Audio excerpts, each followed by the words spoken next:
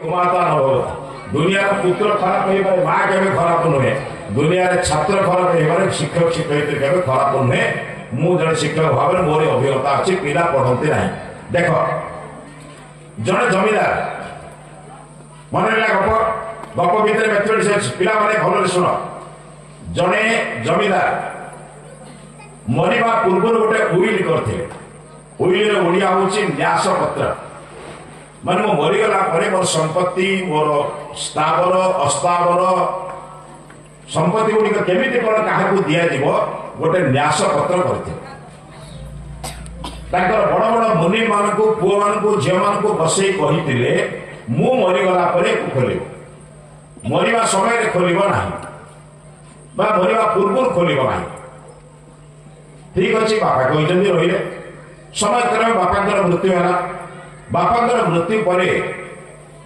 अंत्येष्टि संस्कार सरला पर बंधु बांधव ज्ञानी गुणी लोक मान उपस्थित न्यास पत्र खोला संपत्ति किए कौन पाइब पुओ कौन पाइब झील कौन पाइब अन्य पाइब संपत्ति लिखिं सब संपत्ति जमी लिखा क्या को असंतुष्ट करना कि गोटे कथा शेष लिखिं मोर घोड़ाशाल जिते घोड़ा अच्छे ये पाठ आरंभ है लेखकर पाठ को लक्ष्य घोड़ाशाल जिते घोड़ा अच्छी तार अधा पुओ पाइब मन रहा जिते घोड़ा अच्छी तार अधा किए पाइब पुओ पाइब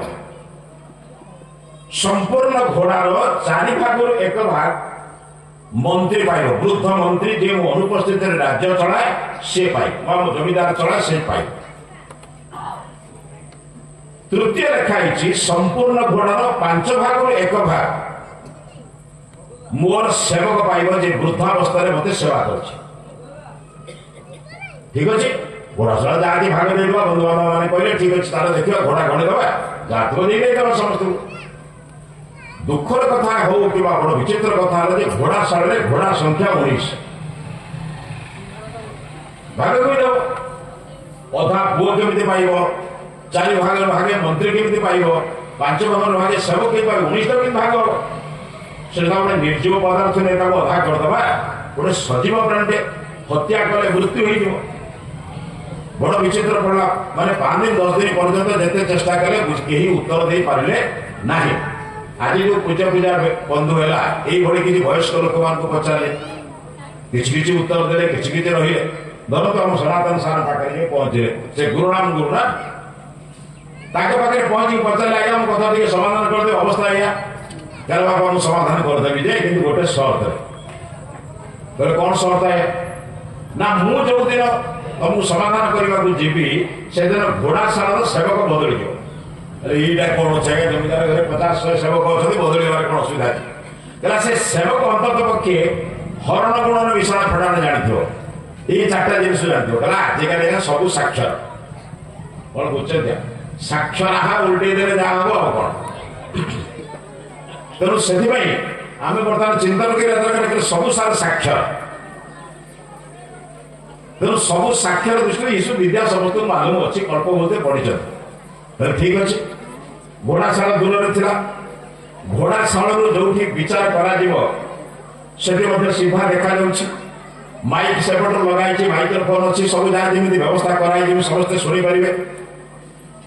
ये तार गोटे घोड़ा थिला से घोड़ा को नहीं घोड़ाशाला बांध ना कौट बांध घोड़ाशाला बांधला बांधिक से सेवक को कहला देख मु जहाँ कहि तू जमीदार घोड़ा आरंभ कर निहाती दरकार पड़े वो घोड़ा कम लगे कौन बुझे कि घोड़ाशाला घोड़ा के बर्तमान के घोड़ा है बस माइक डाकिला कौन लिखाई ना संपूर्ण घोड़ार अधा पुओ पाइब गला घोड़ा गुड़ाक गणी दे से गणी देला के 20 अधा आनी पुओ पुओ पाखे बांधे जो पुओ घेरा है 3टा घेरा है गोटे जगह पुओ लिखाई गोटे जगह मंत्री लिखाई गोटे जगह सेवक लिखाई से खुआड़ भीतर भर्ती करदे 20 अधा के पुओ पाखे बांधि पुओ जो लिखाई बांधि कौन लिखाई संपूर्ण घोड़ार 4 भाग 1 भाग मंत्री पाइब संपूर्ण घोड़ा के मोट घोड़ा के 20 हरण 40 मान के भी ठीक है कोई ପାଞ୍ଚ ତ ହେଲେ ପାଞ୍ଚ ଆଣିକି ମନ୍ତ୍ରୀ ପାଖରେ ବାନ୍ଧିବ ମନ୍ତ୍ରୀ ଯୋଉ ଲେଖାଇଛି ବାନ୍ଧିଲେ ତାପରେ କଣ ଲେଖାଇଛି ସମ୍ପୂର୍ଣ୍ଣ ଘୋଡ଼ାର 5 ଭାଗରୁ 1 ଭାଗ ସେବକ ପାଇବ ହେଲେ ମୋଟ ଘୋଡ଼ା କେତେ 20 ହରଣ 5 ହେଲେ 4 ଆଣିକି ସେବକ ବାନ୍ଧିବ କେତେଟା ଘୋଡ଼ା ଗଲା ପୁଅ ପାଇଲା 10 ମନ୍ତ୍ରୀ ପାଇଲା 5 ସେବକ ପାଇଲା 4 କେତେ ହେଲା ବୁଢ଼ା କିଛି କ୍ଷତି ହେଲା ବିବାଦ ମିଟିଗଲା ଏତିକି ତ ବୁଝିଲା ମୋ ମଣିଷ ଭଲ ମଣିଷ ହେଇଯାନ୍ତା ବିବାଦ ଲାଗିଛି କୋଉଠି ଆମ 19 ଘୋଡ଼ା ଆମ ଭିତରେ ଯୋଉ 19 ଘୋଡ଼ା ସିଏ ଆମକୁ ବସେଇ ଉଠେଇ ଦଉନି କଣ ଘୋଡ଼ା ବୁଚ୍ଚରେ କେତେ 19 5 କର୍ମେନ୍ଦ୍ରିୟ 5 ଜ୍ଞାନେନ୍ଦ୍ରିୟ 5 ତନ୍ମାତ୍ରା ଶବ୍ଦ ସ୍ପର୍ଶ ରୂପ ରସ ଗନ୍ଧ କେତେ ହେଲା 15 ମନ ବୁଦ୍ଧି ଚିତ୍ତ ଅହଙ୍କାର 4 19 ବସେଇ ଉଠେଇ ଦଉନି କଣ ବୁଝୁଛନ୍ତି ଆଜ୍ଞା ବୟସ ସିନା ବୃଦ୍ଧ ହେଲାଣି ଆଶା କଣ ବୃଦ୍ଧ ହେଲାଣି ଏବେ ବି ମନ କହୁଛି ପୁରୁଣା କାଳିଆ କଥା କରନ୍ତି କି ସେଥିପାଇଁ ତ ବେଳେ ବେଳେ ମଣିଷ ଭୁଲ କରିଦଉଛି ଆଉ କଣ ବୁଝୁଛନ୍ତି ତ ସେ ବାବୁରେ ଯୋଉ ଛାତ୍ରମାନେ ଦେଖ ଇନ୍ଦ୍ରିୟ ମାନେ ବୁଝିଲ ଆଖି କାନ ନାସା ଜିହ୍ବା ଚର୍ମ କେତେଟା ହେଲା 5ଟାକୁ ଜ୍ଞାନେନ୍ଦ୍ରିୟ କହନ୍ତି ଯାହାଦ୍ୱାରା ଜ୍ଞାନ ଅର୍ଜନ କରୁ ଆଖି ରୂପ ଦେଖେ କାନ ଶବ୍ଦ ଶୁଣେ ଜିହ୍ବା ରସ ଜାଣେ କର୍ଣ୍ଣ ନାସା ଗନ୍ଧ ଜାଣେ ଚର୍ମ ସ୍ପର୍ଶ ଜାଣେ ଏକୁ ଜାଣୁଛୁ ବୋଲି ଆମେ ଚିହ୍ନି ପାରୁଛୁ ତେଣୁ ଦେଖିଲୁ ମାକୁ ମାଉସୀ କି ମାକୁ ମା କହୁଛୁ ମାଉସୀ ମା କିଏ ଚିହ୍ନେଇଲା ଆଖି ଦେଖିଲା ବୋଲି ଜାଣିଛ ବାବା ଏ 5ଟି ଇନ୍ଦ୍ରିୟକୁ ଯେ ଜୟ କରିଛି ନା ଦୁନିଆରେ ତାକୁ କେହି ପରାଜୟ କରିପାରିବେ ନାହିଁ ଏଥିପାଇଁ ପିଲାମାନେ ଚିନ୍ତନ କର ନିଜର ଇନ୍ଦ୍ରିୟ ଆଖି ଭଲ ଦେଖିବ କାନ ଭଲ ଶୁଣିବ ଯାହା କହୁଥିଲେ ଭଦ୍ରଂ କର୍ଣ୍ଣେଭି ଶୃଣୁୟାମ ଦେବାଃ ମୋ କାନରେ ଭଲ କଥା ଶୁଣିବି ବେଳେ ବେଳେ ମୁଁ ଭାବେ ଆଜ୍ଞା ଗୋଟେ ବିଦ୍ୟାଳୟର ପ୍ରଧାନ ମତେ ଅତିଥି କରି ଡାକିଥିଲେ ସେ ପିଲାମାନେ ସବୁ ନାଚିଲେ ଯେମିତି ଆପଣଙ୍କ ଛୁଆମାନେ ନାଚିଲେ ଆଜିକାଲି ତ ନାଚ ଗୋଟେ ଅଭ୍ୟାସରେ ପରିଣତ ହେଇଗଲେଣି ମୁଁ ସରିଲା ପରେ ତା ମାଆକୁ ଡାକିଲି ମୁଁ ମା ଝିଅ ଯୋଉ ଗୀତରେ ଗାଇଲା ଛୋଟ ଛୁଆଟା ତ ବୁଝିନି କିନ୍ତୁ ତମେ ତ ବୁଝିଛ ନା ନାଇଁ କାହିଁ ଗଲେ ମୁରଲି ଫୁଙ୍କା ଯୁବତୀ ରସିଆ କାମିନୀ ରଙ୍କା ଏଇ ଗୀତ ତ ତମେ ଶୁଣିଛ ମୁଁ ଶୁଣିନି ତମେ ତ ଶୁଣିଛ ଟିକେ ଏପରି ଗୀତ ଠାରୁ ଦୂରେଇ ରଖନ୍ତୁ ଛୁଆଙ୍କୁ କାହିଁକିନା ସେ ବୁଝି ନେଇ ଭଲ ନାଚୁଛି ବୁଝିଗଲେ ତମକୁ ନଚେଇବ ମୋ କଥା ବୁଝୁଛନ୍ତି ନା ବୁଝିଗଲେ ତମକୁ ନଚେଇବ ଆଉ ସେତେବେଳେ ତମେ ନାଚିବା ପାଇଁ ଚାହିଁବ ତେଣୁ ଏପରି କିଛି ସହିତ ସ୍ପର୍ଶ କରନ୍ତୁନି ଏପରି ରୂପ ଘରକୁ ନିଅନ୍ତୁନି ଯୋଉ ରୂପକୁ ସେ ଦେଖିଲେ ତା ଭିତରେ ଇନ୍ଦ୍ରିୟର ବ୍ୟତିକ୍ରମ ସୃଷ୍ଟି ହେବ ଘରେ ସୁନ୍ଦର ସୁନ୍ଦର ଚିତ୍ର ରଖ ମହାପୁରୁଷ ମାନଙ୍କର ଚିତ୍ର ରଖ ସେ ପଚାରିବେ କିଏ ନା ରାମ କିଏ ନା ଦଶରଥଙ୍କ ପୁତ୍ର କଣ କରିଥିଲେ ସିଏ ନା ରାତି ପାଇଥିଲେ ରାଜା ହେଇଥାନ୍ତେ ରାତି ପାଇଲା ପରେ ସବୁ ବ୍ୟତିକ୍ରମ ହେଇଗଲା ବାପା ପୁଣି ଆଦେଶ ଦେଲେ ବଣକୁ ଯା କେବେ ବାପା ସହିତ ଯୁକ୍ତି କରିନାହାନ୍ତି ଭାଇକୁ ହତ୍ୟା କରିନାହାନ୍ତି କିମ୍ବା ବିବାଦ କରିନାହାନ୍ତି ବାପାଙ୍କର ଆଦେଶ ମାନି ନିର୍ଦ୍ଦନ୍ଦରେ ଚାଲିଗଲେ ଏଇ କଥାକୁ ଆମ ପିଲାମାନେ ଯେତେବେଳେ ଶୁଣିବେ ବାପା ଗୋଟେ ଆଦେଶ ଦେଲେ 3 ଥର କହିବେ ମୁଁ ଯାଇପାରିବିନି ଆମ ଘରେ ସେ ଚିତ୍ର ନାହିଁ କିମ୍ବା ସେ ଆଲୋଚନା ହଉନାହିଁ ନମ୍ବର 2 ଆଉ ଗୋଟେ କୃଷ୍ଣଙ୍କ ଚିତ୍ର ଥିଲେ ପଚରା ଯାଆନ୍ତା ଇଏ କିଏ ନା ଯୋଗେଶ୍ୱର କୃଷ୍ଣ ଇଏ କଣ କରିଛନ୍ତି ଆଜି ଅଫିସର ମାନେ ଯୋଉମାନେ ବସିଛନ୍ତି ଯୋଉମାନେ ପ୍ରଶାସକ ଅଛନ୍ତି ବିଭିନ୍ନ କ୍ଷେତ୍ରରେ କାର୍ଯ୍ୟ କରୁଛନ୍ତି ସେମାନଙ୍କୁ ମୁଁ କହେ ଜଣେ ରାଜା ଦ୍ୱାରକାର ଅଧିପତି ହଉଛନ୍ତି ଯୋଗେଶ୍ୱର କୃଷ୍ଣ ତାଙ୍କର କିଛି ଲାଭ ନାହିଁ ମହାଭାରତ ଯୁଦ୍ଧରେ ତାଙ୍କର କିଛି ଲାଭ ହେଇନଥାନ୍ତା ଏଇଥିରେ ପାଣ୍ଡବଙ୍କର ହେଇଥାନ୍ତା କୌରବରେ ହେଲା ତ ପାଣ୍ଡବଙ୍କର କିନ୍ତୁ ଜଣେ ରାଜା ସମାଜର କଲ୍ୟାଣ ପାଇଁ ଦୂତ ଭୂମିକା ରହିଲେ ଦୂତ ବୋଇଲେ ଚତୁର୍ଥ ଶ୍ରେଣୀ କର୍ମଚାରୀ ପିଅନ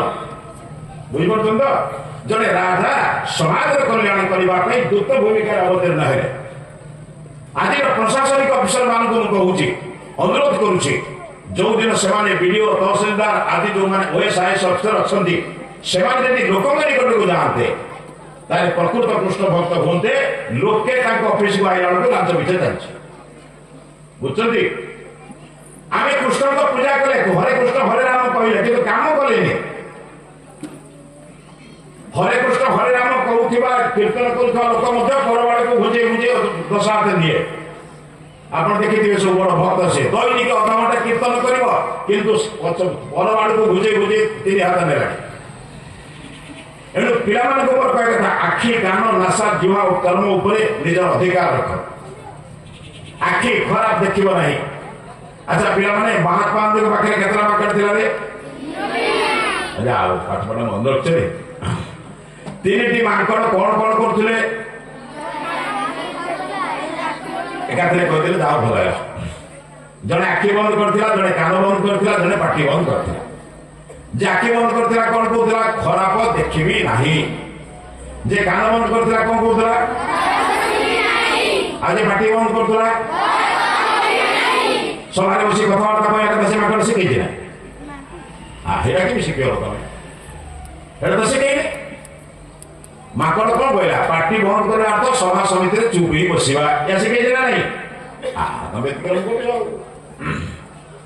କିନ୍ତୁ ଏବେ ସମୟ ଆସିଛି ଏ 3 ମାଙ୍କଡ ଆଉ ବର୍ତ୍ତମାନ ବେକାର ହେଇଗଲେ। କ୍ଷମା କରିବେ, ମୁଁ ବେକାର କହୁନି, ମାନେ ଅନାବଶ୍ୟକ ହେଇଯାଇଛନ୍ତି। ଇଚ୍ଛା ନଥିଲେ ବି ଆପଣ ଖରାପ ଦେଖୁଛନ୍ତି। ଆପଣ ବର୍ତ୍ତମାନ ଯିବା ବଡ ବଡ ଟାଉନ ମାନଙ୍କୁ ଯିବା, ବିଜ୍ଞାପନରେ ଯୋଉ ଅଶ୍ଳୀଳ ଚିତ୍ର ସବୁ ବାହାରିଛି, ମୋର ମା ମୋ ବା ଭଉଣୀ ମୋରି ଚିତ୍ର ମୋରି ମାନଙ୍କର ଯୋଉ ଚିତ୍ର ବାହାରିଛି, ଆମ ଛୁଆଙ୍କୁ ଆମେ ବୁଝେଇ ପାରିବା? ଇଚ୍ଛା ନଥିଲେ ବି ଖରାପ ଦେଖୁଛି। ମୁଁ ଖରାପ ଦେଖିବାକୁ ଇଚ୍ଛା ନାହିଁ, 4 ଟଙ୍କା ମୁଁ କରିବି କଣ? ବୁଝିପାରୁଛନ୍ତି ତ? ଇଚ୍ଛା ନଥିଲେ ବି ଖରାପ ଶୁଣୁଛି। ମୁଁ ସନ୍ଧ୍ୟାବେଳେ ପ୍ରାର୍ଥନା କରୁଛି, ମୋର ପାଖ ପଡ଼ିଶା ଘର ଲୋକ ଗୀତ ବଜାଉଛି,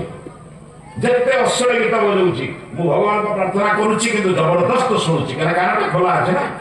ଇଚ୍ଛା ନଥିଲେ ବି ଖରାପ ଶୁଣୁଛି ନା ନାହିଁ? ଇଚ୍ଛା ନଥିଲେ ବି ଖରାପ ଦେଖୁଛି ନା ନାହିଁ? ଇଚ୍ଛା ନଥିଲେ ବି ଖରାପ କହୁଛି ବୋଲି ବୁଝୁଛ ନା? ଯେତେବେଳେ ଅତି ମାତ୍ରାରେ କଷ୍ଟ ଦିଅନ୍ତି ପୁଅ ଝିଅ, ମା ହେଲେ ବି କୁହନ୍ତି ତୋ ଭଳିଆ ଛୁଆ ମରିଯାଇଥିଲେ ଭଲ ହେଇଥାନ୍ତା, ମୋର ମଧ୍ୟ ହେଇଥାନ୍ତା। କାହିଁକି? ଯେତେବେଳେ ବୁଝନ୍ତି ନାହିଁ, ଯେତେବେଳେ ବୁଝେଇ ଅତ୍ୟଧିକ କଷ୍ଟ ହୁଅନ୍ତି, ସେ ବେଳେ ବେଳେ କହିଦିଅନ୍ତି ତା ଇଚ୍ଛା ଅନ୍ତର ନୁହେଁ, କ୍ରୋଧରେ କହିଦିଅନ୍ତି।